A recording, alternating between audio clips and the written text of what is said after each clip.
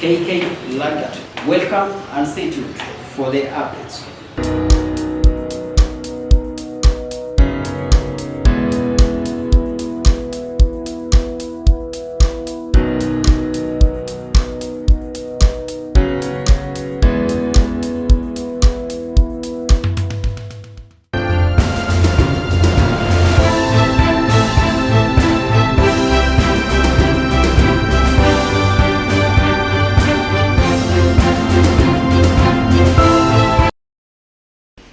It's a lovely day right here in KU, and with me is the chair, Kusa Electoral Commission, Dr. Daniel Oyo. Welcome, Chair. Thank you very much. This is Duty TV, and my name is KK Lagat, and we're gonna have a lovely discussion here just to inform our fellow students that this Electoral Commission is conducting and supervising tomorrow's elections. So, Chair, tomorrow is 18th October 2022. It's an election day in KU. And a question, how prepared is the commission to conduct and supervise the elections? Thank you very much, Mr. Lagat. First, let me thank you for coming to our offices today so that you find out how we are planning to conduct our elections. I think that's a very good gesture. In most universities, you'll not even realize that the election is going on, and if they're there, even the press will not be allowed to cover. But ours is an open system, thus we have allowed you to see what you're doing because we are well prepared. So in short, I can say that this is the second phase of the elections. Yeah, sure. We had the first phase, which was concerning the House of Residence and some special congressional areas like the special needs and the national students, and all that was done. And now we are going to the second phase, which is actually the one for the Congress. So the first phase was very successful. We prepared very well. We never had any issues. We were able to start on time and finish on time. And from the way so far, no appeals, nothing, and we're happy about it. Oh, nice. So now we are starting the second phase, which is a challenging phase. And I can assure you, as you have seen from our offices and what you're doing, that you're well prepared for tomorrow. So, inform us, what time do we expect the polling stations to be opened? And what time will the polling stations be closed? Thank you very much, Mr. Lagat, for that question. Most of our students maybe are not conversant with the constitutional requirement of time. Remember, we ran the Kusa elections based on the Kusa Constitution, revised 2021, which requires that we open the polling stations as early as 8 a.m. and we close them as late as 4 p.m. So we are going to be ready as early as 6:30. All the materials for each polling station will be the polling station by 6:30, and we hope that we are going to be able to start off immediately at 8 a.m. In the last election, we were able to do that. We had some maybe 1 or 2 delays where the agents came late because no elections can start if the agents are not there. But I can assure our students that if the agents make it on time, we'll be ready by 8 o'clock, and we're sure that we'll be able to start in all polling stations. We had the issues of agents in the process, and maybe in 1 or 2 cases there were some technical issues which had to be sorted, but that did not take so much time. We were able to start in almost all the polling stations in good time, maybe apart from one, which is a very big polling station because of some technical issues here and there. But in all polling stations, by 8 a.m. we had started. Oh, nice. You have mentioned a polling station. What is the maximum number of people a polling station can handle? Okay, thank you very much, Lagat, for that question. Polling stations depend on the number of students. If it's a school, then how many students are in that school? There are some schools which are very, very large. A very good example is School of Education, which has very many number of students. School of Humanities, School of Public Health. And those are schools where the numbers are big. School of Pure and Applied Sciences. So in those schools, the numbers are actually very big. And if we start at 8, I'm sure by 4 we'll be done. Some schools are relatively smaller. The numbers are much smaller and manageable. But with what we have done in the big schools, we have made sure that we are going to have more than one polling stream to cater for the number of students, so that by 4 o'clock we should be able to be through with the whole school. So I'm very confident that the measures we have put in place will enable all students to be able to vote by 4 p.m. if we start at 8. For the big schools, we have provided more measures, and for the smaller schools, we will manage the smaller polling stations as we have been doing before. Each polling station has around 8 poll officials who will be there, and we ensure that those people will be able to manage it very, very well. We'll also be having a commissioner in every polling station, and we'll also be having a security in every polling station, and we ensure that that is a good number of people to be able to manage each polling station. So we hope that everything runs smoothly, and our students will be able to come in good time and vote. Listening to the chair, I can say the commission is really prepared. Which mode of voting will it be used? Is it the manual? Is it the e-voting, or the blend where we have both the manual and the e-voting? Which mode actually are we going to use in tomorrow's election? Thank you very much, Lagat, for that question. I think we also have to make this clear that the Constitution of Kusa gives us 2 modes of voting. One is the traditional voting, where you come and you cast your vote. And the other option we have is to use e-voting, whereby we are able to use the e-data, and the students can be able to use the data of their portals to be able to vote. And the other option is actually a blended kind of voting, where we use both. For these elections, we are actually going to use both. For what we have done for the hostels, we use the traditional method. Tomorrow we'll also be using the traditional method. But remember, we're going to have another election after this. That is for the continuing students, right? The CEP, the continuing education program students will be coming, and for those ones we are going to manage it through e-voting. So the kind of voting we are actually applying this time is a blended voting. We are going to use both e and manual. But tomorrow to be purely manual voting. In all these modes of voting, voter register is very essential. How do you come up with a voter register, or who will be in tomorrow's voter register? Thank you very much, Lagat. That's another very important question that we have to clarify to our viewers and our students, that the people eligible to vote tomorrow are the people who are actually what we refer to in the Kusa Constitution as bona fide students.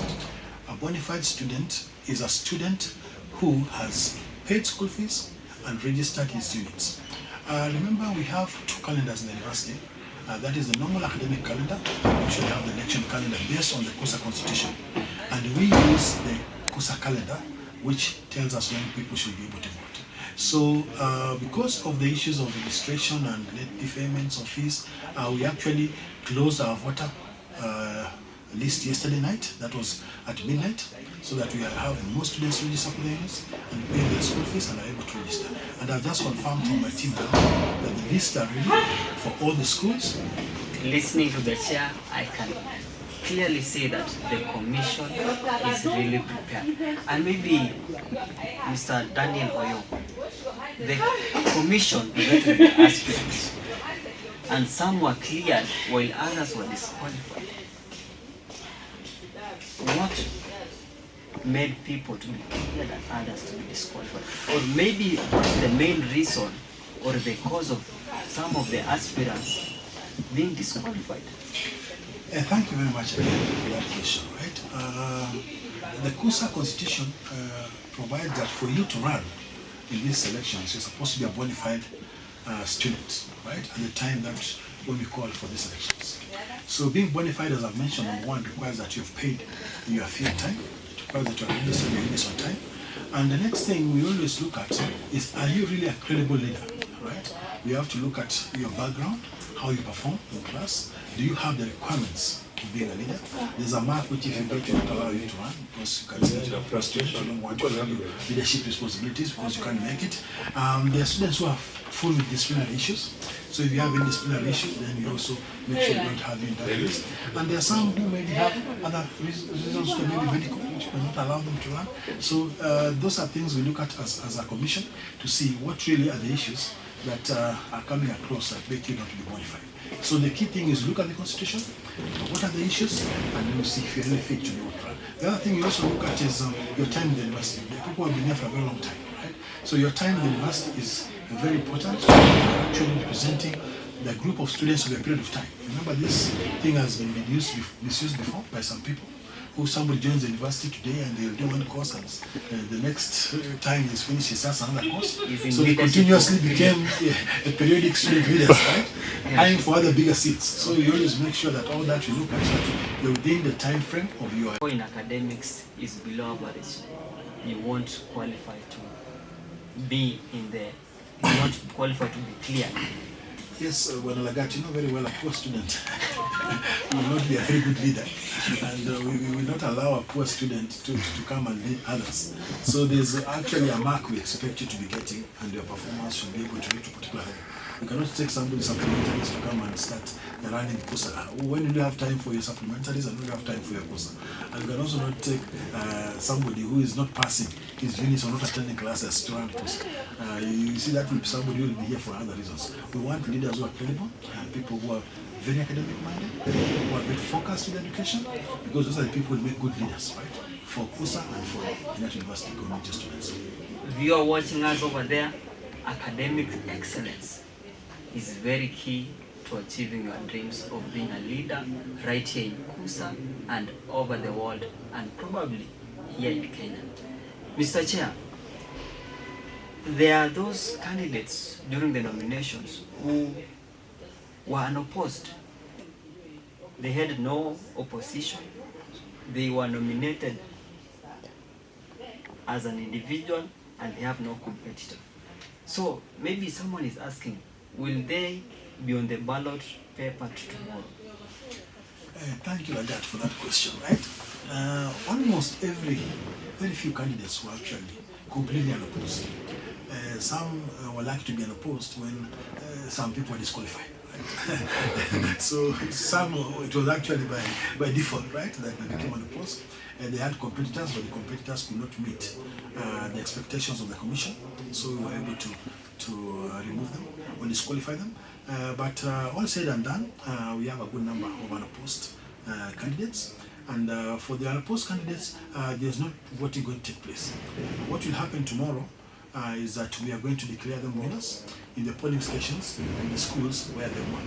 And the requirement, as per the constitution and by the bylaws of Kusa, requires that they are there by 4 p.m. when the elections are over, so that the returning officer there will actually declare them the winners for those particular seats. And from there, then we prepare and have them ready for the next part of the SGC elections, which will be taking place the following day or later in the night. With due respect, Mr. Chair, will their names appear in any ballot paper tomorrow? No ballot papers will be given for the unopposed positions. They are already winners. The only thing we'll do is the returning officers will announce and declare that that position was actually not having another candidate, and the candidate was there was actually opposed. Chair, in fact, like that, yes. We have written letters to them, and we have confirmed that we expect them tomorrow by 4. And if you don't come by 4, we can decide to disqualify you also. So make sure that if you are unopposed, you are at your polling station, confirm you actually won unopposed, so that the returning officer actually declares you the winner for that position. So we expect all the unopposed leaders to actually appear in their polling stations tomorrow by 4 o'clock to declare the winners. Unopposed leaders, you are unopposed. Let not time oppose you. Voter education is part of this electoral process. How is the Commission ensuring there is effective voter education? Or which methods has the Commission put in place to ensure that there will be a voter education? And I think that voter education comes before the day of casting the vote. So maybe, Chair, you can just help us understand which methods the Commission have used to ensure there is effective voter education. Well, that's a very good question also. And I want to assure our viewers today that in these elections, we are one of the elections where we have had a very good voter education, because we have had a very, very few spoiled votes. I think it's just because we are coming from a general election, because usually our the spoiled number of votes we get here are enormous. This time the numbers have really gone down, and we are very happy as a commission that has happened. We hope that the same will apply tomorrow.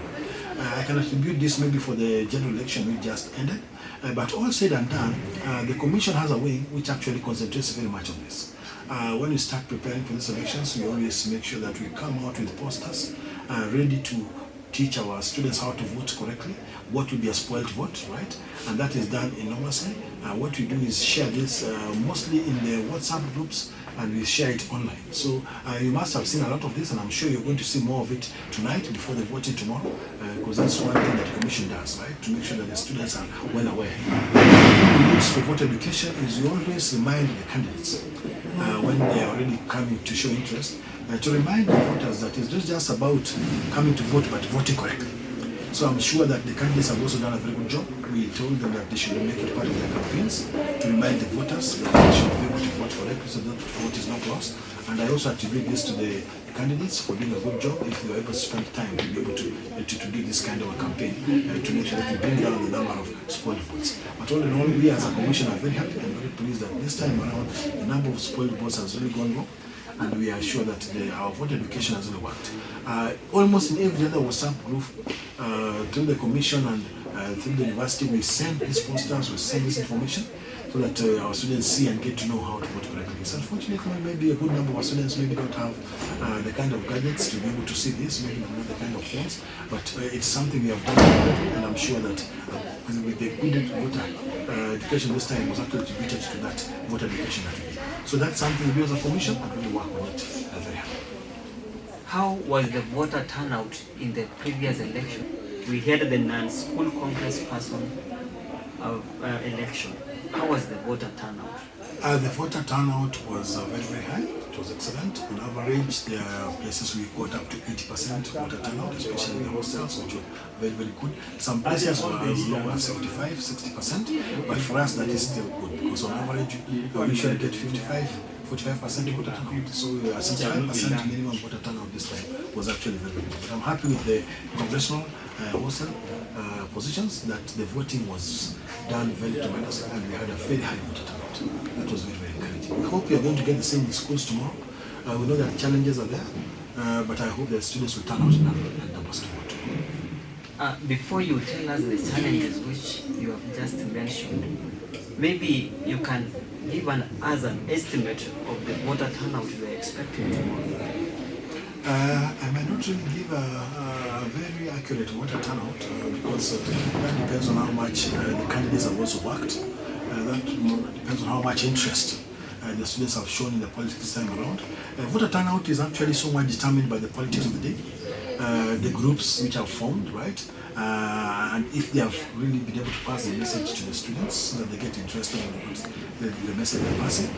We have been trying to monitor the rallies and we have seen that quite a good number of our students are showing interest in what our campaigners are doing. And I'm sure because of that, then we give an estimate of around about 60-70% of voter turnout. So if we can achieve 60-70% of voter turnout in the schools, that will be very good. But I've mentioned challenges are there. It's class times. We are voting between 8 to 4. And we're trying to encourage students to be able to fit in that voting time because that's what the Constitution stipulates. And the last meeting we had, they were recommending maybe we add more time, but you see, we can only work with what the Constitution gives. We can only add time if we lost time. So I see that the candidates have worked well and they've convinced their colleagues to create time within that voting hour to come and vote. So these are the one or two challenges that we experience, but all in all, we expect a good voter turnout. You have mentioned that the Commission has been monitoring the rallies, and maybe the campaigns will be officially ending tonight, or maybe has just ended. But you can just confirm when is the official campaign period? The official campaign is actually today, and we are sure and we have had maybe a few campaigns around. It's already quiet and peaceful. I'm sure most groups did a lot of campaign last week. We had a lot of launching, a lot of campaigns last week, and I'm sure that they exhausted that avenue of campaigns. But remember, with these e-gadgets now, campaigns are still there online. People will still be sending messages and information online to campaign. I think a good number of our candidates have done a lot of good e-campaigning. Most of the posters we had this time, most people were using posters, sending them on into the groups and communicating, and that was good so that we keep the university clean and go green. So that one is something also appreciate. So we are going to run on. So that's what I can say about it. How was the campaigns? Well, as a commission, we will monitor the campaign so that we make sure that our candidates obey the rules and regulations. Because this is a game, and in any game there are rules and regulations we follow, and we keep on reminding that once you're in a game, then you have to follow the rules. So the best way of gauging is how many complaints you get. And I can assure you that for the past elections, we have very, very minimal complaints. We used to have complaints of people tearing posters on each other. We used to have complaints of people sticking posters on top of each other's posters. We used to have complaints of people fighting and disagreeing. We never had such, and if we had, maybe just 1 or 2 cases, which we were able to sort out as a commission. And you see, we also have levels of reprimanding. So we know when we call you how to warn you, and at what point if you get, then we give you a serious card and get you out of the game. So I'm sure that the seriousness of the commission has made the players also become very careful with what they do. So we look at each and everything, and by the time we call you in as a commission to answer for the charges that you see, then we have also thought of it, we have looked around, and we have confirmed that is the situation. But remember, this is politics. And in politics, your opponent will also try and get reasons to get you out. So it requires a commission to sit down. But I'm very happy I have a commission of 10 wise people and 10 young people. So any case which comes to us, we can tell whether this was just political.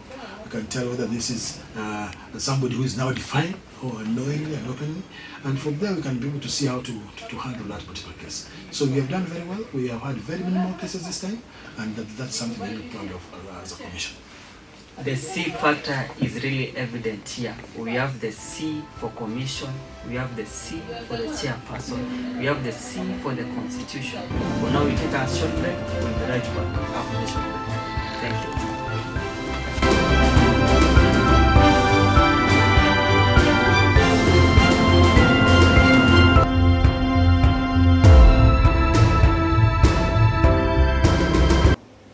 This is Duty TV, welcome back, and I am KK Lagat, and this is the Kusa Electoral Commission discussion and conversation, trying to get some information from the chair, and who also is the referee, and who has said that he has the red card, he has the yellow card. Any team, any player who plays not according to the rules, regulations, and the constitution, be sure the red card is there, the yellow card is also there. And maybe, Mr. Chairperson, a team with 50% plus 1 of the total delegates vote will be declared winner. What happens if there is a tie? Okay, well, Lagat, thank you very much. That is something as a commission we always think about, and we have put measures, right, that in case of a tie, what actually will take place. This is very well stipulated in the constitution. We know that if there's a tie, we'll take the last 2 teams to run in the tie, and we have put in measures for that particular one, and to see how that works. The constitution explains so clearly how to go about it, right? Until the last minute when we first of all, there's a way we have to break the tie. We can have them run again and again if there are only 2 of them. If there are 4, then it will be easier. We'll eliminate 2 and eliminate 2. But there's always a way that we can be able to do that. And even the way we do accumulation of the number of times you have voted and determine who is away. So that is well stipulated in the constitution. We have taken the teams through it, and they are very much aware. So we have to do that so that when we get to that position, which is unlikely, but if you get there, then we don't want anybody to complain. Unless you did attend our conference and we didn't train you to get to know how we handle our time. But it's very well stipulated in the constitution. Our secretary, Dr. Faith Nkuru, did a very good job in the last training, and she was able to take the participants clear on how that tie will be broken. So don't be worried, because of the tie, we'll still have a winner. Is the commission ready for a rerun? Yes, the commission is always ready for a rerun. We always have that factored in. Any other time we are going for an election, you know that the chances that we're going to have a rerun, it might be a bit tricky when we get a tie at the lower levels, right? But we have mechanisms also in place to manage that. But we are always ready for a rerun, and if you're asked that we have to have a rerun, then it will be worked on. Yes. Has the electoral commission disqualified a candidate or a team in this election, basing on the election offences? Thank you very much for that question. Last election we had a hard time because we had very many offenders, and actually even last minute the voting day we actually had to disqualify people. This time the offences have come in much early. So when the offences come in much early, maybe there's an advantage that you are warned, and when you are warned, you take note. So we have a list of people we have really warned, and we've been watching them. But I can tell you that they have also been careful while they got those warnings. So they are careful not to get to the level of being disqualified. But as I mentioned, we are ready even to the last minute. Right? If we find you with an offence, what you feel that this one is so much against what we expect you from you as a commission, and if we have even talked to you earlier and given you a haircut, then definitely we'll get you out of the list. So it is not just early to celebrate that nobody has been disqualified. Even the last minute, we did last time, we disqualified some people just at the last minute. So it's something that can happen anytime. So no team should take advantage of that. We will not try and do anything fun because we are on the move, we are watching, we are monitoring social media, we are monitoring everything the teams are doing, so that if you just break any of the rules in the electoral code of conduct, then I will do. Right? So we no spare any. The game is not over until it is over. The 11th hour doesn't mean that the game is over. The 19th minute doesn't mean that the game is over. So follow the rules and the regulations and the constitution, the Kusa constitution. Kenyan elections is known to be costly. What shall we say about the Kusa election? Okay, thank you for that. Okay. The word cost is relative, right? Because what might look to me as costly for you, not very costly.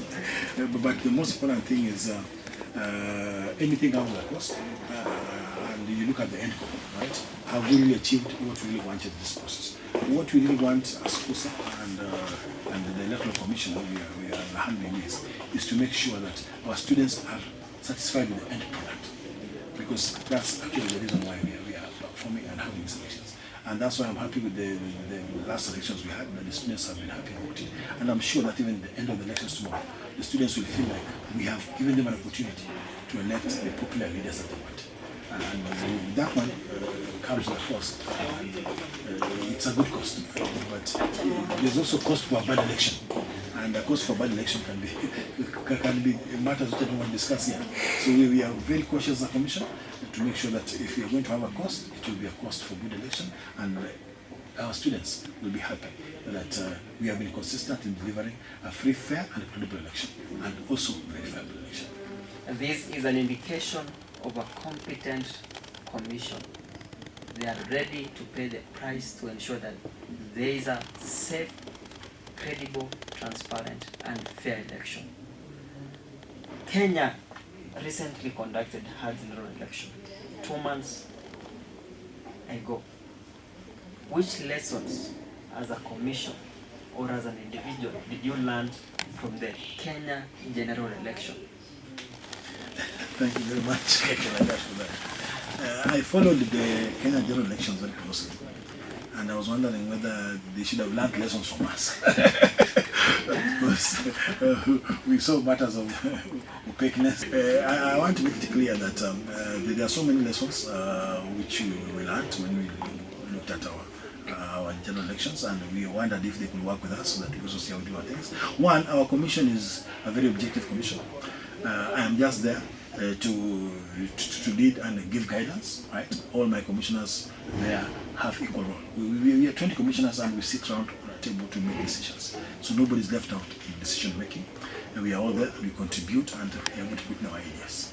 So I like the kind of teamwork that we have in our commission. We do a lot of verification at different stages, right? Until by the time it gets to the chair. Mine is just to sign, but the verification has been done until you're all satisfied.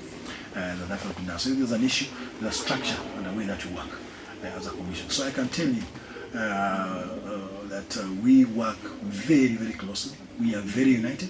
We are a family. We define our roles. There's nobody to blame. When we make a decision, we make it collectively. And it's after thinking and really pondering about the issue. and that we come up with decisions. And when you meet the commission, they'll tell you, the people who have come to the commission there, that we don't spare you. We get the facts right, and we get it from both sides, right? You remember, election offences are this way. Okay. There are some offences which are reported to us. A team will come and report and say, this and this happening, and we have to investigate, confirm that it happened. We have the evidence that it happened, and then from there we can raise our yellow card, right? And from there we can also decide to give you a second yellow card and you're out, and we give you a red card immediately. And so there are some also which are raised by observation. We as a commission observe, right? We look at the rules and regulations and we observe and see what have you really contravened. And we also call you to the table and we talk with you, and we can warn you, right? And if we see that you're not following, then we issue you a yellow card immediately. And if you joke around, the next time you'll see a red card and you're out. So we are trying to be very strict, right, with our electoral code. And anytime an issue comes, we engage the teams, we engage the individuals. We don't just get you out. We talk to you. I remember this is a game, and this is a KU thing. It's a KU affair. So you also try and sit down and understand why you don't want to obey the rules and regulations. And if we see that you are consistently not listening and not obeying, then we are obliged, right, as a commission to do what you're supposed to. So, as I mentioned, you might have not been school if I didn't report. We had the red card ready. Between now and the election day, don't be shocked if you're removing some people. So, that's the way the elections are. In the commission? We are a team of 20 commissioners, as I mentioned. 10 of our commissioners are student commissioners, are very committed, who represent various organizations in the university. These are very credible people. We have people from the Kusa, the university senior adventist. We have from the Catholic community, a representative. We have from the Muslim community, a representative. We also have the Christian Union, right, giving us a representative. And we also have special clubs. We have disability, also giving us somebody. So we have students who are really people who are of high esteem, right, recommended by these clubs and organizations to sit in the commission. And when you have an issue, we discuss it openly as commissioners. There's nothing we hide to our student commissioners. We tell you work as a team. As we are here working here, you have noticed that they're all around, and we are sharing roles. You'll be seeing us in the polling stations working together.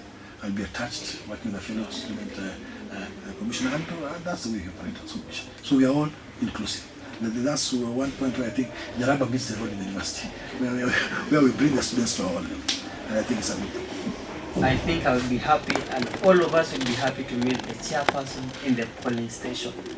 And to be fair, you have said that the Kenyan Electoral Commission system should also learn from you.